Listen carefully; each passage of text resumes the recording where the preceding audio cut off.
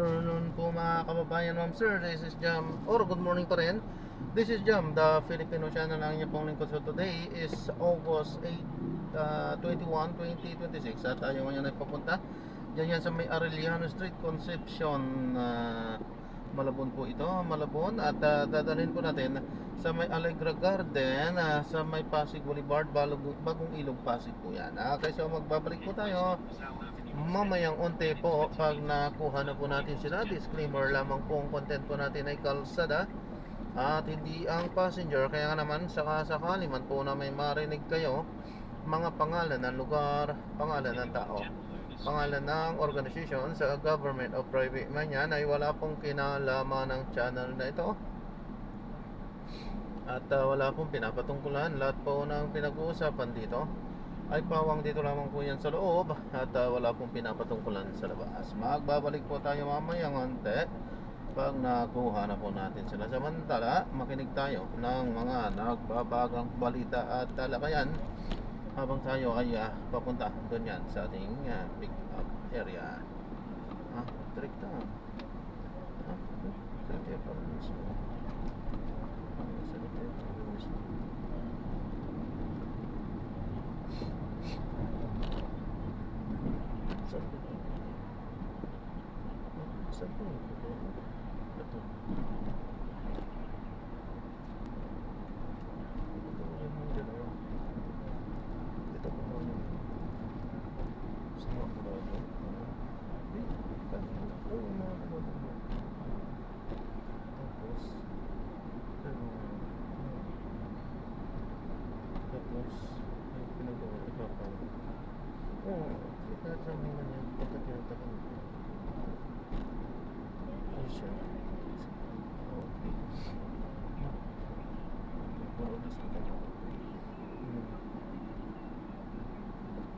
Nasa porto dito.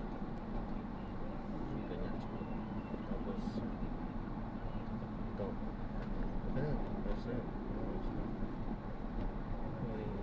isasend ko na ito sa Tensi.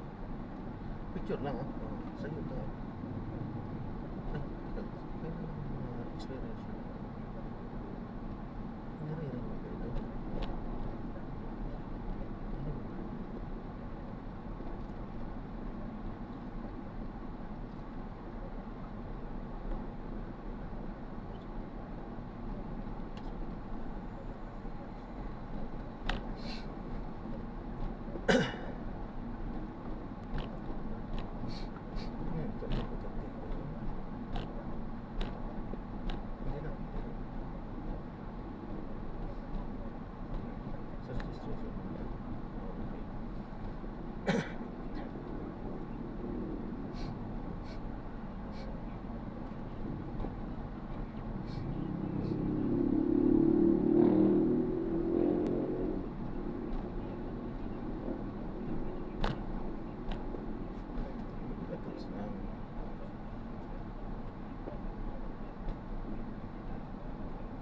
Pero yung ang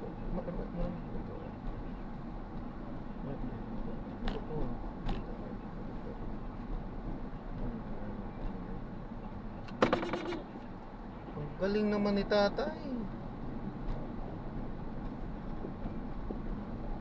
Basta makapasok, ano naman.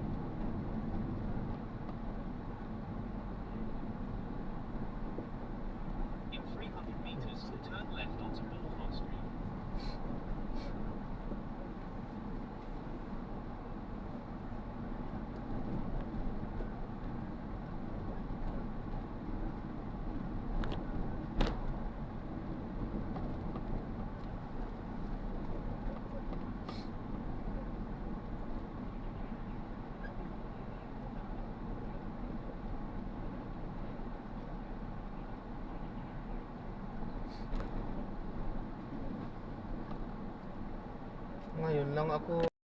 Mga LGUs na yung nag-deliver o nag-distribute up to the last mile, ano, nagpapaabot yung sa kanilang constituents ng tulong na ito mula sa panghalang nasyonal. Aside from the family food banking, meron din tayo mga rescue ng vaccines, food items, and yung financial assistance na may budget sa mga naapektuhan ng nagsaang pag-release, baybay, at ng enhanced outbreak support. Sa katunayan nga, Hindi, pwede rin. or humanitarian assistance ang ating na pong nagpaabot sa mga kababayan natin. Again, as part of our support and lalansang patuloy pa rin natin ginagawa ito sapagkat dito sa mga pagkakas natin sa mga lugar na nasa ilalim pa rin ng floodwaters ay kailangan supportahan pa po natin yung ating mga kababayan, especially hindi nakakapagtrabaho, hindi pagpapatuloy ang kanilang hanap buhay, yung mga mangingisda, nasa subag na apektuhan. So, we have to continue supporting them habang hindi na tayo yung sitwasyon nila sa kanilang sitwasyon. Nabanggit nyo yung cash o financial assistance. Kasi kung yung iba, lahat po na naapektuhan ng habagat at bagyo ay pwedeng mag-claim ng cash assistance sa DSWD. Ano po ba yung mga requirements nyo? Paano po Okay. Ito pong cash assistance na provide natin ay subject of course to the assessment of our needs. Kasi meron po dyan ang panatagan, halimbawa sa ordinary administration, yung mga naapektuhan dahil sa mga landslide, pabatay po sa pangangailangan ng pamilya, ay tulong tayo sa pangangailangan ng pamilyan, pagpapaiwi. So, sila po ay nabigyan natin financial assistance. In some areas naman lalang, na nag-declare ng state of calamity, nag-request ang mga local government units ng emergency cash transfer. Yan. So, automatic po yun. Basta under state of calamity yung bahay ko o yung property ko, makakakuha po ako from DSWD ng cash Kapag assistance. nag-declare ang LGU ng state of calamity, usually ang LGU nagre-request sa DSWD ng emergency cash transfer. Kasi yung ibang LGU, hindi nagre-request kapag sapat ang kanilang resources. But in some cases, nagpapa-offset ang LGU kasi yun po yung mandato ng DSWD of nation support pa rin. So kung halimbawa, state of calamity, and then nakita mo na maraming mga totally damaged houses and partially damaged houses, or meron yung mga livelihoods at mga nasira, pwede natin i-implement emergency cash transfer. So yan, pinansan para magamit sila sa pagsasaayos sa kanilang tahanan o mga kabuhayan or maaari para rin sa pangangailangan ng mga family members. Kasi yung emergency cash transfer natin is flexible yan. So you can be empowered to be resilient to prioritize their needs. And sabi ko nga, yan yung pinapasukan natin kapag may declaration of state of calamity at sa assessment ng local government units ay talagang seriously and slightly affected. Okay. So, pupunta na lang ako doon. Depende. Hindi ko alam kung inanunsyo ba ng LGU ko na pwede ako kumuha o hindi. Punta na lang po sa kanilang munisipyo kung may makukuha ako sa DSWD. Yes, kaya ang lagi natin pinabanggit sa mga kababayan natin, pakipag-coordinate kayo sa inyong local official para sa maayos. Continue for 700 meters, then turn right onto Dagendy Garden Avenue. Kung lang magkano po? Kung meron man, kung magkano pwede makukuha. Halimbawa, sa assessment kasi ating Naka-hazards pero nasa gitna. nasa atin, so pwede mag-range yan from emergency cash transfer. Ang computation kasi natin, the regional minimum wage rate multiplied by 75% and the number of days na mag-assist tayo. So, pinagkakasubuan natin yan sa local government unit. So, pwede umabot yan sa some areas kasi meron mga 5, In 10, 400 so pwede meters, turn umabot right at the traffic up light. to a maximum of 90 days. But that includes already the responses at the COVID days. Dalawa kasi yung pamamaraan ng pag-ibigay natin lalo isang meron kasi yung sa response days. Ito yung immediate pa sa ating pinag-provide na pangangailangan nila. So, kung pwedeng pagkain, kung pwedeng food items, so pwede din yan. Pero, kinakailangan ko pag-suportahan up to their recovery yung mga disaster affected family. Hindi pwedeng nawala na yung bahay na hindi magtawa na ng hindi po. Lalo na kapag nakita natin na severely affected sila, nasira naman na nasira yung bahay nila, nasira yung livelihood, we have to support them hanggang sa makarecover sila who will eventually help them restore their normal life. Asset, hiyabo lamang namin yung 200 meters, turn right at the traffic light. Ako, bilis. Opo, may iba pa. Sa ibang pagkakataon na marami kayong mga ginagawa yung mag-follow up. Sige, sige, Lala. Maraming salamat. Pagkita natin. Si Ate Kaylin Tuglao, tagapagsalita po ng DSWD.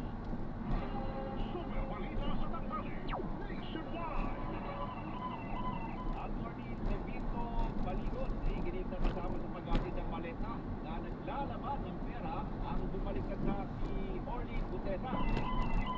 Balita pati ni Alan Gato Salas.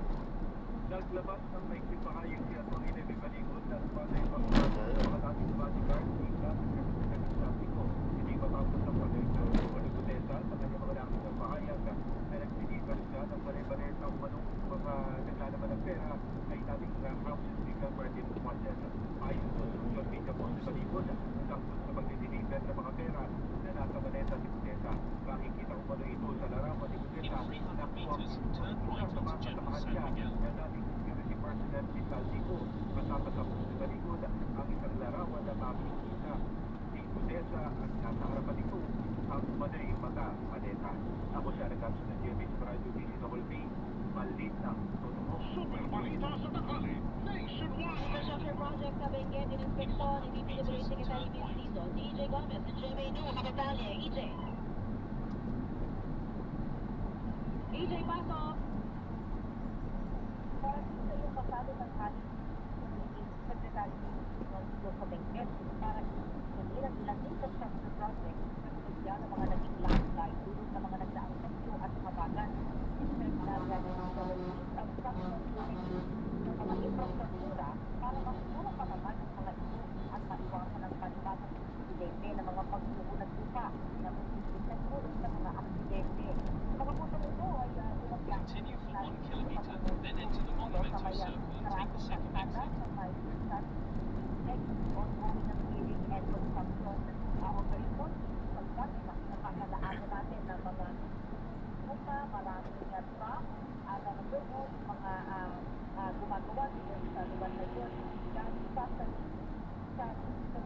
Cordillera at ilang minuto lang ay lalating na sa alamin natin sa kanya. Continue straight at this traffic light. Pinag-usapan at pinag-usapan na DPWH dito sa lugar para magpapagod ng mga kalsada ay mga motorista itong kalsada at ma-ensure ng mga residente dito sa lugar. Ito po ng cases ako dito sa dito sa lugar para sa Federal DPWH. Basta totoo.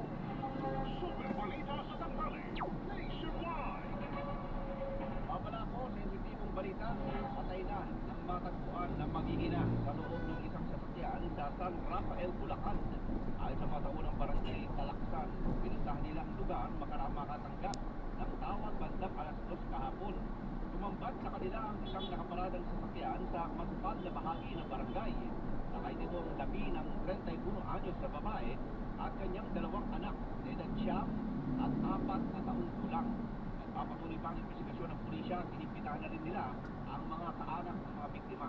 Ayon sa isang kaanak, iuwi sa kanilang bahay sa Hanggang Bulacan ang labi na mag-iina.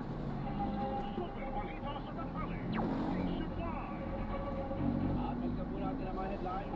Amagat inaasahang muling lalakas simula sa linggo kasabay ng inaasahang pagpasok sa Philippine Area of Responsibility ng bagyong may international name na Southtel at papangalan ng bagyong Obet. Bilang ng mga napaulat na nasang ida sa habagat ng mga nagdaang bagyo, umabot na sa 29 ayon sa Office of Civil Defense. 519 na lugar sa bansa baha pa rin habang 88 na lugar nasa state of calamity. May luxury items. Pinag-aaralan ng Senado na taasan ng buwis para mabawi ang mawawalang kita sakaling maipasa ang ginhawang bill ayon kay Senate President Sherwin Gatchalian. Kasunod ng mga parasan sa mga eskwelahan, nationwide active press bill sa mga pangpubliko at pribadong paaralan dito sa Gabi sa Martes, August 25. At papatupad ang Ecological Solid Waste Management Act. Iniigting ng Department of Environment and Natural Resources o DENR sa gitna ng umano'y krisis sa basura.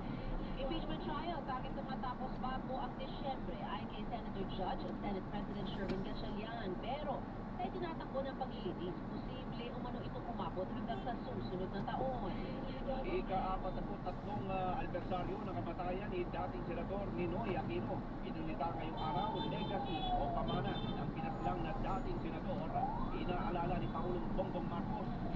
At babala sa sensitibong balita, mag-iinanatan po ang patay sa loob ng isang sasakyan sa San Rafael, Bulacan. Ito po ang napakinggan na super balita sa tanghali nationwide. Susunod na po ang palatuntunan. Sumasapos Makakasama po ninyo ang kapusong si. Orliaki. Kami po ang inyong mga naging tagapagbalita sa pangalan ni Orly Trinidad. Ako po inyong kapuso, Sam Gilsen. Lord W, ako po inyong kapuso, lalaro. Po ang super balita sa tanghali nationwide. Dito po sa DZBB. Walang Gusto kinikilingan. niyo protekta nga. Noon at ngayon, serbisyong totoo.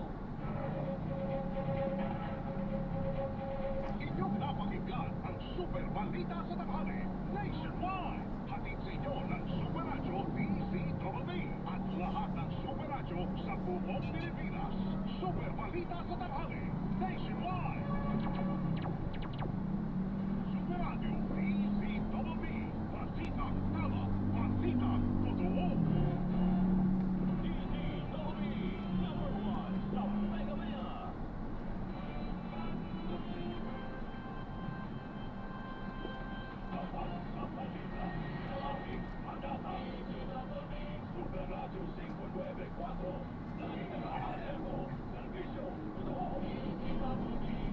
Continue straight at the first traffic light. Then, in 800 meters, enter the roundabout.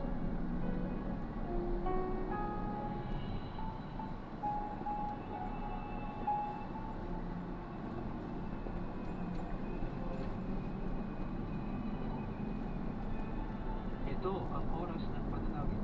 Panalangin para sa edukasyon, siyensya at teknolohiya. Ang mga petisyon na nilalaman ng panalangin ay hinahog sa mga katuruan ng salita ng Diyos. Ang salita ng Diyos mula sa mga kawikaan, Siyam, talatang 10 hanggang 12. Ang paggalang at pagsunod kay Yahweh, pasimula ng karunungan. Ang pagkakilala sa banal na Diyos ay may tulad ng kaalaman. Sa pamamagitan, mahaba ang iyong mga araw, dahil sa akin, dadami ang iyong buhay. Kung mayroon kang karunungan, mayroon kang paginawa. Ngunit ikaw ay magpagusan sapagkat siya ay pinagdamos. Naway sabayan ninyo ako sa panalangin. Panginoong Diyos, aming ininalapit sa iyo ang aming bayan. Tulad ng iyong sinabi sa iyong banal na salita, ikaw ang siyang magpapalakas at nagpapakasal sa mga bansa, at siya rin gumagapit at pumasok sa kanila, ayon sa iyong ganap na katawan.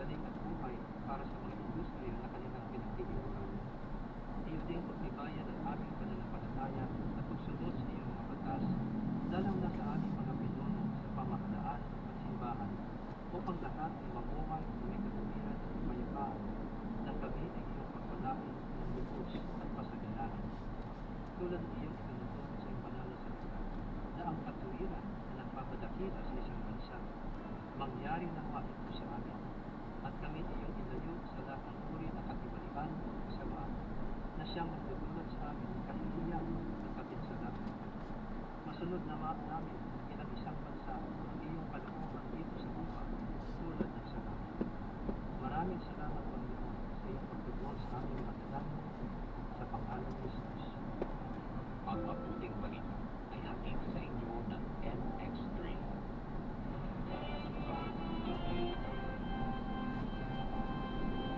Sa balita, pinaming panata. Super Radio 594, lagi naka-alerto, servisyo, totoo. Kapuso nyo sa radyo. Walang pinigilingan, walang pinoprotektahan, serbisyong totoo lang, walang iwanan. In 50 meters, exit the roundabout to DSA. Super Radio 594, Kapuso Pilipino, lahat Super Radio.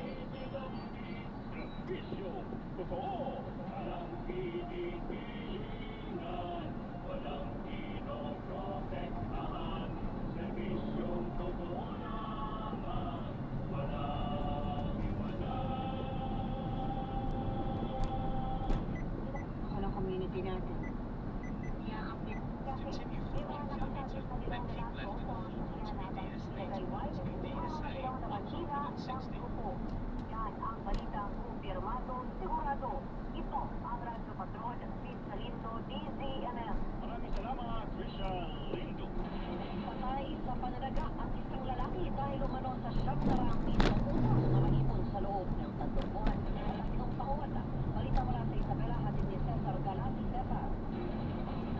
Ayon sa pulisya, nangyari ang insidente sa barangay Santo Domingo sa bayan ng Diyos, kung saan tinamaan ang isang mga biktima sa Mermara bahagi ng katawan at hindi kinamatay. Kaagad tumakas ang suspect pero na-arrest. Continue straight at the first traffic light.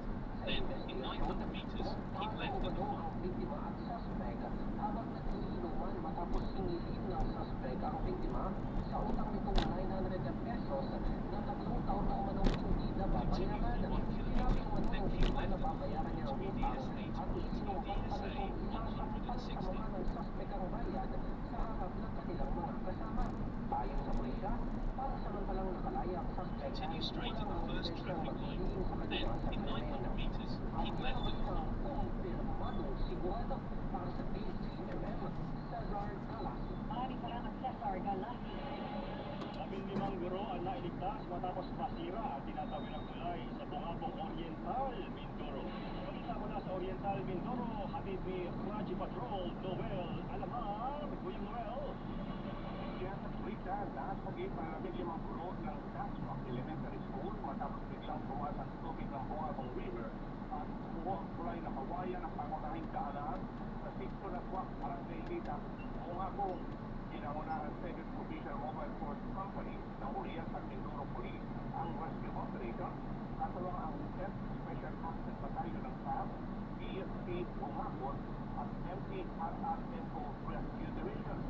Dinala sila sa MTRRMO Operation Center sa Barangay Sagana kung saan binigyan ng kinakailangan tulong. Nagpabala naman ang pulisya sa publiko na iwasan sukutin o piligang umuwi sa mga lugar ng Lasang Ilog at sa mga tulay at patuloy na sumubaybay sa mga opisyal na abiso para sa patuloy na dahil sa patuloy na pag-ulan sa Oriental Mindoro. At yan ang balitang kumpirmado sigurado. Ito ang Radyo Patrol, Noel Alamar, DZMM. Maraming salamat, Noel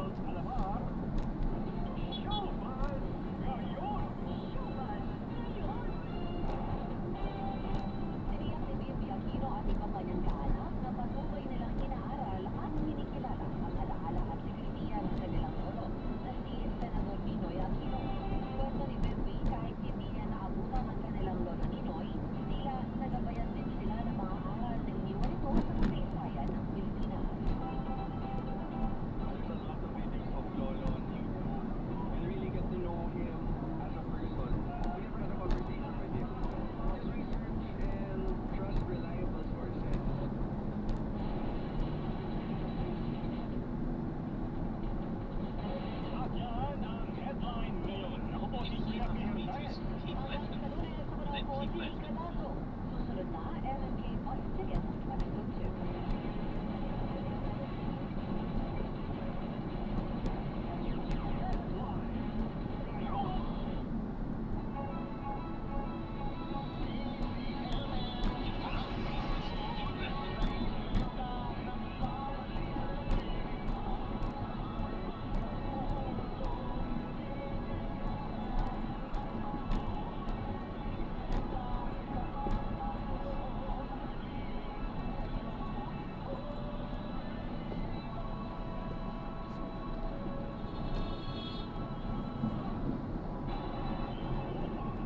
Keep left at 4.2 DSA. Continue on EDSA for 4 kilometers. Catholic Mass Media Awards Hall of Fame awardee at 20th TVP Golden Dove Award Best Radio Drama Program. Maalaala mo kaya sa DCMM? Oh, bakit ganyan ang titig mo sa akin? Carlo, sino ka ba talaga? Bakit ako ganyan ang tanong mo? Para kasing alam na alam niyo yung dapat gawin eh. Para nababasa ko rin yung isip ng mga taong naghahangad sa akin ng masama. Madali lang basahin ang sitwasyon mo. Kaya alam ko, Anong ibig mong sabihin? sa lahat ng gulong ito na nararanasan mo, isang dahilan, Phoebe. Ang kayamanang naiwan sa'yo ng papa mo.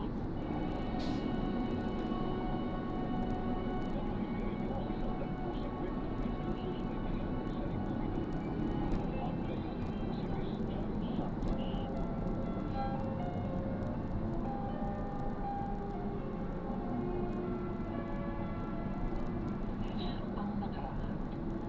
Nakaramdam ng takot si Phoebe para sa sariling kaligtasan na mapatay din ang dati niyang yaya na si Nana Salve. Dito na siya nagpanik. Madali siyang umalis ng mansyon at pinuntahan si Carlo. Ipinaubaya na si Nana kung ano ang nararapat gawin. Si Carlo ang gumawa ng desisyon nang sabihin itong hindi siya babalik sa mansyon at kailangan nilang pumunta sa Maynila. Samantala, nagpanik ang mag-asawang Daniel at Benito na hindi makita sa mansyon si Phoebe. Charo, sa Maynila ay higit Ang two teams sa bawat grupo. Kasunod ng date ng Chinese Taipei Basketball Association, humingi ng paupa rin ng CBBA dahil sa mga pangyayari. Sabi ng SGA, two-time champion of the Philippines that was played in the same group as Chinese Taipei Tribune may have been the biggest victim of this year's new format. Despite having a better record, SGA could not advance because of the tournament format. Sinabi ng organizers na ginawa nila yung format ng gano'n para mapanood ang mga local Continue straight at the first traffic light. Then, in 2 kilometers, keep left. Association humbly accepts feedback and criticism from all parties and we will review and improve the tournament format and scheduling for next year. Para sa Real Sports Balita, ako si Andrew Stay, nagmula sa Media Tiki 30, Radyo TV. This Real Sports Balita was brought to you by Arena Plus Sportsman. Arena Plus, gambling is for 21 years old and above only. Gambling can be addictive. Don't let it stop.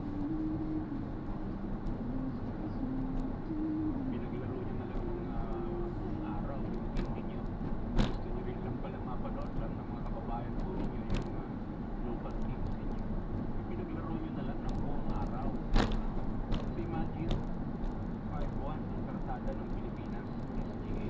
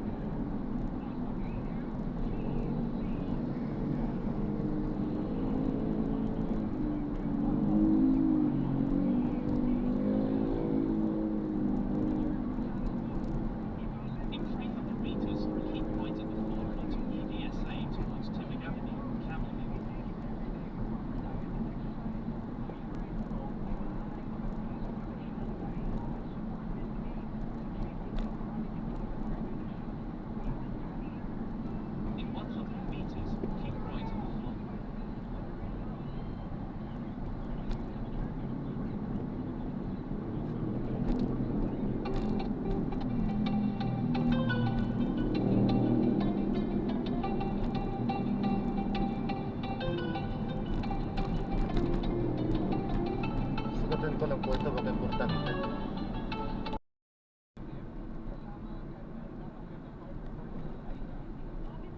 In 100 meters, go straight onto Pasig Boulevard.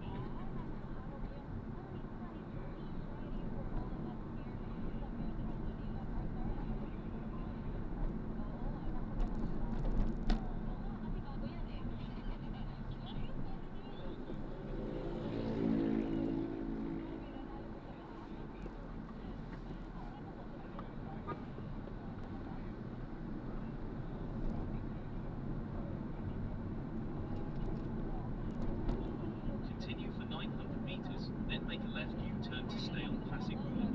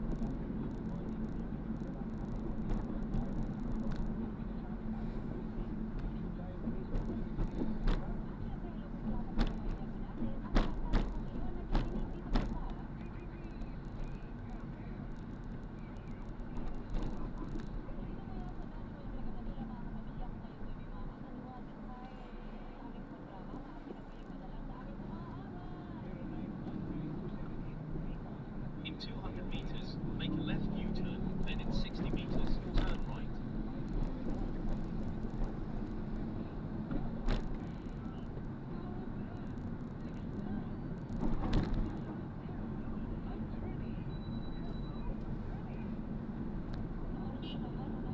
In 100 meters, make a left U-turn.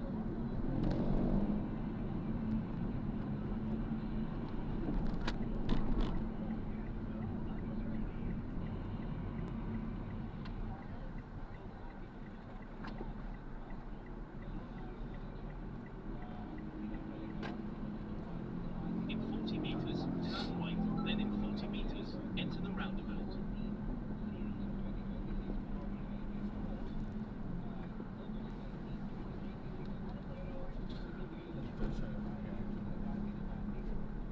In 20 meters, enter the roundabout.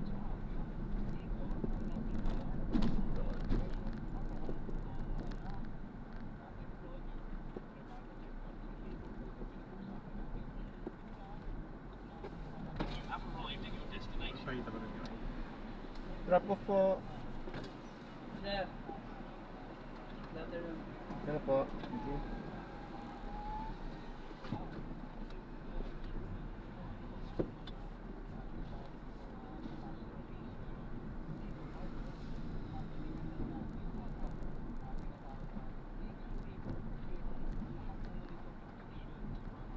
Ito po. Ito.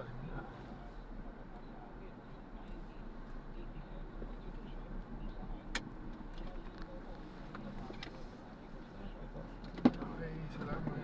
Thank you po. God bless po.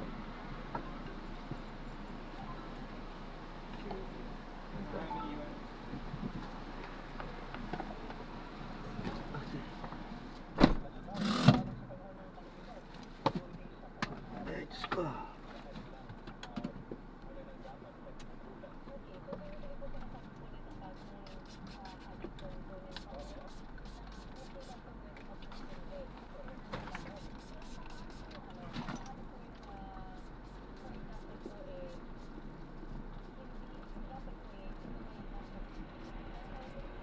Please, na-drop ng In 30 address. meters, enter the roundabout and take the second exit. Maraming salamat po sa panonood. Hanggang sa muli po. Ingat at God bless. Para po muna. At samantala at tayo ay gagawa na ng ibang video sa ating susunod na video. Alam po, this is John pa rin, the Filipino channel na ngayon pong lingkod. Paalam po. In 10 meters, exit the roundabout, then in 30 meters, you will arrive at your destination.